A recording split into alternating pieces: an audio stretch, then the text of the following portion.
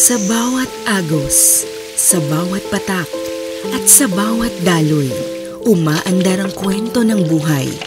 Tubig ang isa sa pinakamahalagang pangangailangan ng tao. Ngunit sa harap ng lumalalang pagbabago ng klima at pagnipis ng mga pinagkukunan nito, isang tanong ang bumabalot sa ating kinabukasan. Paano kung ang malinis na tubig na nagbibigay buhay ay hindi abot kamay? Wala pong ibang source ng tubig dito. Ito lang po, since 1993 po. Puso lang po yung ginagamit namin. Simula't pagkabata ko, dito na po kami kumukuha ng tubig dahil wala pong koneksyon sa lugar namin. Dito na po kami kumukuha ng supply namin na maiinom na tubig.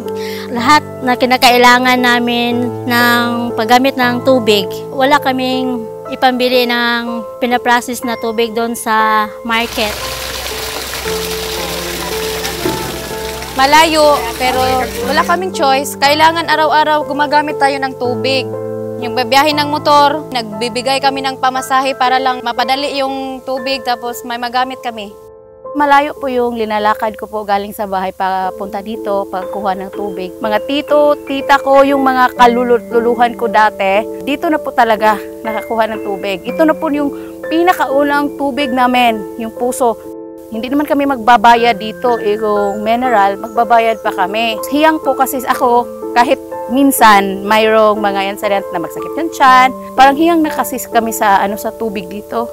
Nangyari pa din dati, sumakit yung tiyan namin kasi yung tubig namin, akala namin malinis. Yan, wala kaming choice, kaya uminom lang kami doon.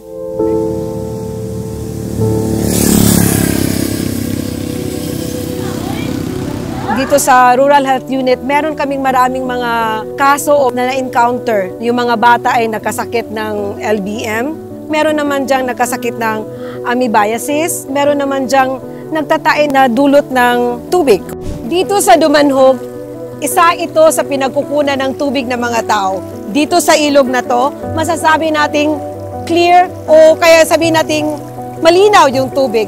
Pero hindi natin masasabi na ligtas itong inumin ng mga tao sa ating komunidad.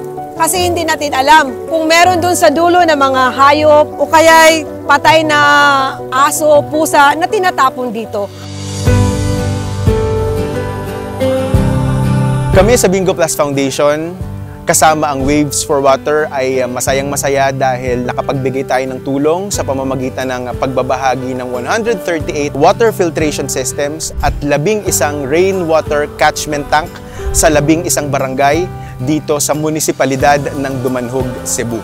Ang dalawa nating binigay sa mga miyembro ng communities ay una, yung tinatawag nating water filtration system na kung saan lahat ng dadaloy na tubig sa filter na ito ay hindi lamang magiging malinaw, kundi magiging malinis rin na ready na inumin at para gamitin sa iba't ibang gawaing bahay. Yung rainwater catchment tank naman natin, ito yung isang malaking drum na ating in-install sa bawat barangay. Ito yung magsisilbing dam o magsisilbing reservoir ng tubig, lalo sa panahon ng tag-ulan o bagyo.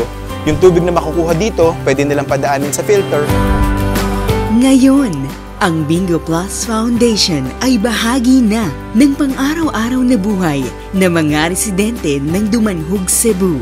Ang Bingo Plus Foundation ay naging koneksyon sa pagkakaroon ng ligtas at malinis na tubig na magagamit ng mga residente.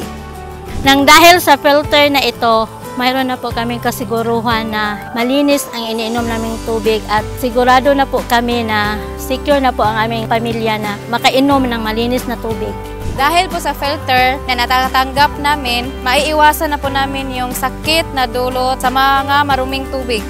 Yung nakita nila tapos natikman nila yung tubig galing sa filter po, sabi nila okay rin naman, wala na yung mga dumi galing sa tubig, malinaw. Safe na po yung tubig namin. Thank you! Ang pangarap para sa isang mas maliwanag na bukas, kung saan ang malinis at ligtas na tubig ay abot kamay ng lahat, ay hindi lamang nananatiling pangarap, kundi isang realidad na unti-unting natutupad. Dahil sa Bingo Plus Foundation, patuloy ang daloy ng pag-asa, buhay at kinabukasan.